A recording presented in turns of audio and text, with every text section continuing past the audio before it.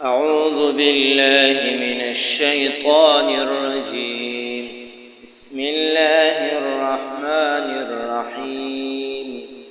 الحمد لله رب العالمين الرحمن الرحيم. صدق الله العظيم. بسم اللہ الرحمن الرحیم. الحمد تمام تعریف للہ اللہ کے لیے ہے، رب العالمین جو پالنے والا ہے سارے جہانوں کا، الرحمن بے حد مہربان ہے، الرحیم نہایت رحم کرنے والا ہے.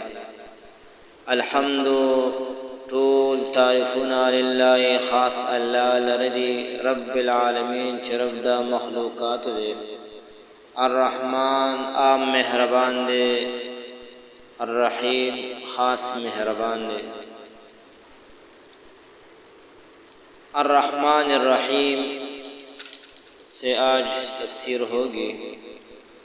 الرحمن الرحیم یہ دونوں صفت مشبہہ کے صیغے ہیں اور دونوں میں مبالغہ کا مفہوم پایا جاتا ہے اور دونوں رحم سے مشتق ہے.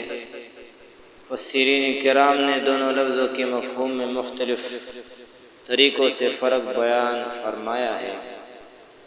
بعض نے لکھا ہے کہ رحمان دنیا کے اعتبار سے ہے اور رحیم آخرت کے اعتبار سے ہے، یعنی دنیا میں اللہ کی رحمت مومنوں اور کافروں کے لیے عام ہے.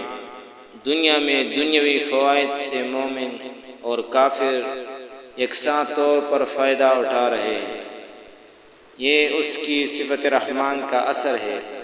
اور آخرت میں اس کی رحمت مومنوں کے ساتھ محسوس ہوگی اور کافر اللہ کی رحمت سے محروم رہیں گے، یہ اس کی صفت رحیم کا اثر ہوگا.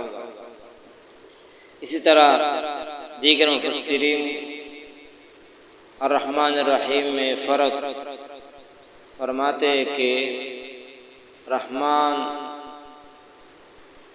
اس موصوف کو کہتے ہیں جو بالفعل رحمت کر رہا ہو اور جس کی رحمت کائنات کے ذرہ ذرہ کو شامل ہو.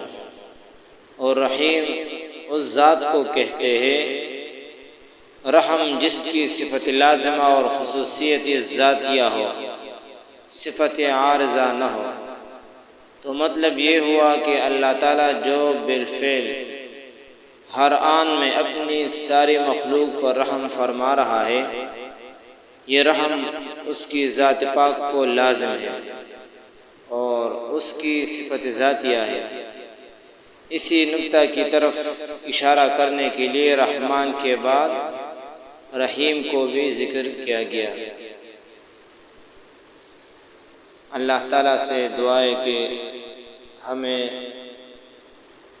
درس قرآن پر استقامت نصیب فرمائے اور جتنے بھی ساتھی گروپ میں شامل ہیں تمام خوب جو ہے اس درس کو سنا کریں اور اسی طرح اس کو یاد کریں، لفظی ترجمہ اور اس طرح تفسیری نکات. وآخر دعوانا الحمد للہ رب العالمین. السلام.